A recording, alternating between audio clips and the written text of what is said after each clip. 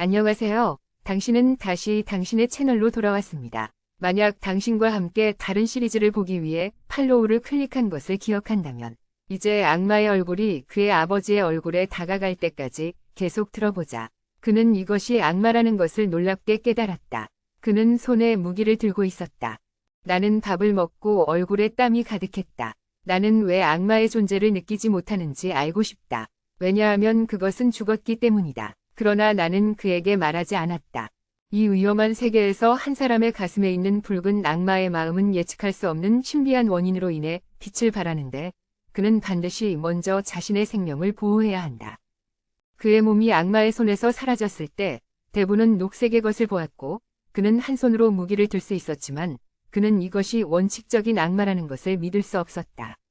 그는 변형의 속도를 사용하지만 악마도 그에 뒤지지 않는다. 한순간에 그것은 긴 물줄기로 변했다. 무기가 땅에 떨어지자마자 몸은 사라졌다. 눈을 크게 뜨고 악마의 움직임을 따라가려 했던 대부는 상체를 하반신으로 만들어 물 모양을 유지해 이동이 용이하게 했다.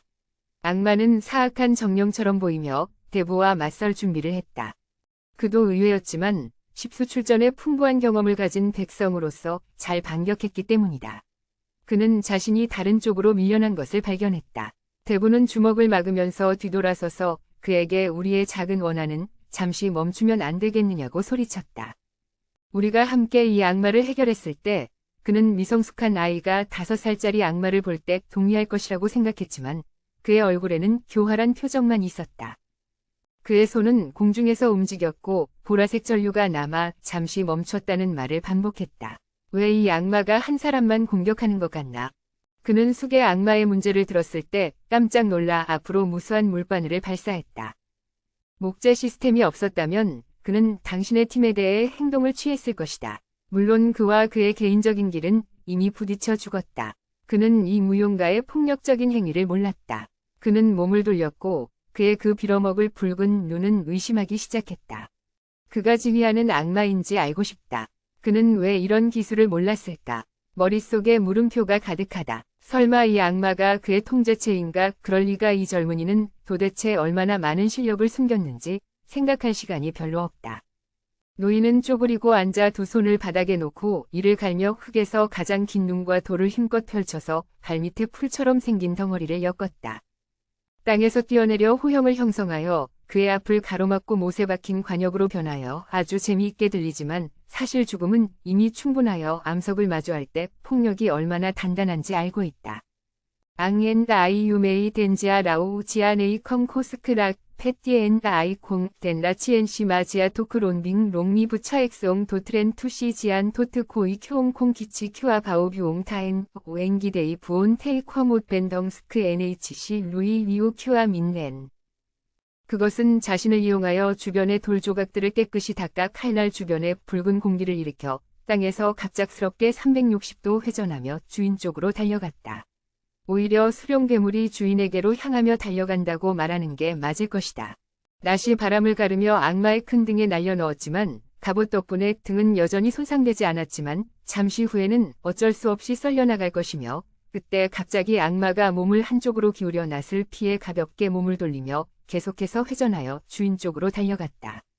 노인은 낫의 손잡이를 정확하게 잡고 성숙하게 몸을 뒤로 꺾으면서 방어 태세를 취하고 있었는데 윤을 수룡 괴물에서 떼지 않고 한순간 뒤의 속도 때문에 자신이 거대 난모들을 해제했음을 생각했다.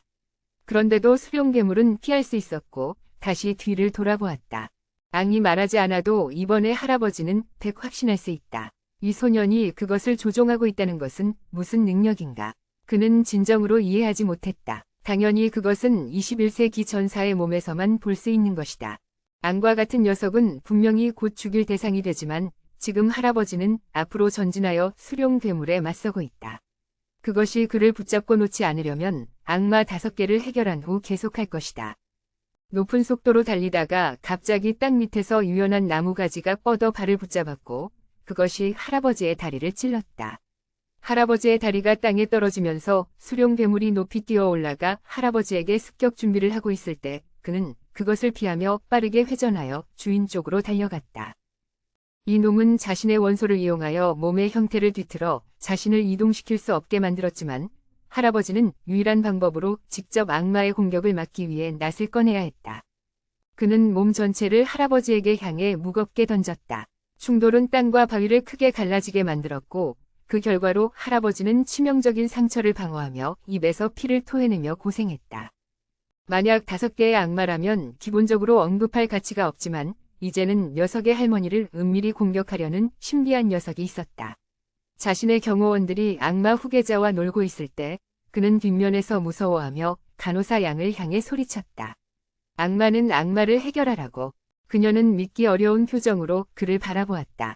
너는 이미 능력이 없는데 명령하고 싶어하는 건 없어. 내 경호원이 압도당한 걸 보니 넌 빨리 앞으로 나가 명령해. 들리지 않니? 나 말하고 있는 거야. 넌 전투 능력이 없어. 의사 능력만 있다고. 그리고 난 마비로 도련님을 도와 이 여자를 보고 있잖아. 옆 오솔길에서 조용히 자신의 손을 보고 파란빛을 띤 그녀는 묵묵히 이 빌어먹을 마비에 저항하고 있었다. 한동안 두 가닥의 압도적인 힘으로 근육을 발산시켰지만 마침내 약간의 희망을 보았다. 사방의 손가락은 이미 움직이기 시작했고 일부분은 도련님이 두려워하고 있었다. 그는 얼굴을 비틀고 다시 한번 그녀를 향해 힘껏 밀었다. 간호사는 그가 어떤 일을 하든 그가 앞으로 나아가지 않았다. 비명을 지르니 가슴이 이미 들렸다. 그녀의 뒤에 있는 날카로운 빛에 치명적인 일격이 꽂혀 있었다. 우라의 놀란 눈빛 아래 그녀의 핏자국이 묻은 입에 손을 바짝 붙였다. 그녀는 조용히 말했다. 내 말을 들으라고 했다. 나는 정말 그녀 때문에 슬펐다. 전사로서 나는 남자에게 지지 않고 열심히 싸워서는 안 된다. 그렇지. 그녀는 반항할 힘이 없다. 그녀는 단지 기습을 당했다고 중얼거렸다. 왜 그녀의 몸이 마비되었는지 나의 사육에서 벗어났다. 너의 능력을 뒤집기 위해 에너지를 사용하면 회복 치료 시스템을 열 수 있으며 사람을 구할 수도 있지만 사람을 죽일 수도 있어. 금색 미소가 서서히 사라져 간호사는 자신에게 속삭였다. 마지막으로 이 여자는 회복 시스템의 천재다. 마음이 흐려지고 완전히 사라져가는 중에 간호사가 칼을 몸에서 뽑아내자 그녀는 앞으로 기울어지고 어지러워하며 넘어지고 있었지만 악마는 그녀를 받아주지 않았으며 두려움에 떨고 굳어있는 사람들이 마비되어서 간호사를 이상한 것으로 생각하며 실패한 것을 따라가면서 너의 차례가 왔다. 내장이 찔렸는지 생존할 수 있을지는 그녀에게 달려있지만 다르다. 갑자기 칼이 자신을 언급하자 악마는 이를 비난했다. 네가 뒤통수로 습격하다니. 우리는 뛰어난 전사 중 하나에 불과한데 뒷면에서 습격하다니. 우리는 악마 5개를 해결할 수 없지만 너는 단지 작은 최고의 여전사가 죽고 싶은 거야. 아, 내 입이 좀 멀리 갔네. 이제부터 다가와서 내 얼굴을 직시하라. 간호사가 다가와서 직시하며 마주보고 있을 때 너의 자세가 불안해 보이며 미숙해 보인다. 너는 전투 경험이 없는 것 같고 아마도 너는 가문 자원을 이용하여 명성을 얻은 5개의 귀족 가문에서 나온 5개의 전사 중 하나일 것이다. 그의 분노한 눈에는 분노가 가득했다. 플레이보이의 멸시를 강조했다. 왜냐하면 당신은 병사의 영예를 잃었기 때문이다. 비록 쓸모없는 사람이라도 경멸받는 소녀가 우라 앞에서 저주해도 두려움을 소홀히 하는 것이 아니라 이 비열한 여자에 대한 분노이다. 그녀는 자신이 전투에서 경험이 없다는 것을 어떻게 알았을까? 15. 아버지는 실력이 강한 전사를 청해 강제로 핵심을 자신에게 눌렀다. 비록 과정이 매우 고통스러웠고 자신은 매번 통제력을 잃었지만 적어도 그 전사들의 에너지는 겨우 자신을 보호했다. 또한 5핵 전사의 수준까지 올라갔고 아버지는 이번 설성행을 위해 많은 돈을 들여 이 6급 전사를 호송했고 자신을 위해 3급 치료사를 배치했다. 원래 자신은 전혀 힘을 들이지 않고 원소 유리를 얻을 수 있었는데 지금 이 계획이 완전히 망가졌다고 미친 듯이 생각했다. 바로 이 빌어먹을 여자 때문이다. 그리고 샤오텐, 그게 갑자기 생각났어. 사람이 있었어. 그 우산은 찍은 거야. 저쪽으로 소리 질러. 뭐 하는 거야? 날 보호해줘. 아버지, 내가 이렇게 좋은 걸 준 건 날 보호하기 위해서야. 그는 조금도 뒤돌아보지 않았다. 그는 비명을 질렀다. 들었니? 나를 보호하러 왔다. 그곳에서 대부는 숙의 악마의 민첩한 동작에 기진맥진했다. 나뭇가지에 찔려 땅바닥에서 휙휙 소리를 내며 지나가는데 도련님의 목소리가 귓가에 속삭였다. 들었는가? 어서 가자. 그는 미친 듯이 이를 악물고 그에게 집중하려고 했다. 모든 소스를 다 마시지 않으면 태양의 힘줄이 떨어지고 이 개자식아 입 닥쳐. 이 여자랑 놀기만 하는 놈아. 개자식아, 악마를 마주하지도 못해. 자신을 보호할 수 있는 유일한 사람도 자신을 욕할 것이다. 그리고 너무 옳게 욕해서 한마디도 할 수 없다. 손은 소리 없이 떨렸을 뿐 그는 마침내 자신을 침묵에서 끌어내 결심처럼 입을 벌리고 포효했다. 이제부터 나 자신을 잘 돌볼게. 하지만 거리에서 2초 동안 보고 칼을 뽑아 오라를 기다리자 그는 즉시 입을 다물고 살해당하고 비명을 지르고 저주하고 살해당했다. 좋아, 좋아, 도련님. 나는 조개를 잘 장착한 그리스인에게서 양말을 가지고 놀았다. 그는 손으로 녹색 회로를 빗으로 만들어 적을 상대했다. 그러나 그가 손에 무기를 들고 있을 때 그는 우랄라 뒤에서 질주했다. 그는 소녀의 움직임을 보지 못하고 바람이 지나가는 것을 느꼈을 뿐 동시에 무언가에 깊이 찔렸다. 도로의 힘이 결정적인 충격으로 쏟아져 불쌍하고 지저분한 이 바람둥이를 옆으로 돌려 녹색 회로 전체가 그의 가슴의 핵심으로 움츠러들게 했다. 조금의 저항도 불가능했다. 우라는 이를 악물고 고통 없는 통증에서 벗어날 수밖에 없었다. 그럴 리가. 사로로 흐르는 가시, 핏자국이 얼룩덜룩한 악마를 죽였다. 도련님은 몸을 돌려베고 노호했다. 그러나 그의 불쌍한 손은 느슨해졌다. 어떻게 싸우는 사람을 오솔길처럼 맞출 수 있어. 연기처럼 사라졌어. 돈 많은 개자식이 내 앞에서 하는 모든 동작을 보면서 한 손에는 기술을 들고 다른 한 손에는 한 손을 들고 빨간 머리를 뭉개고 있어.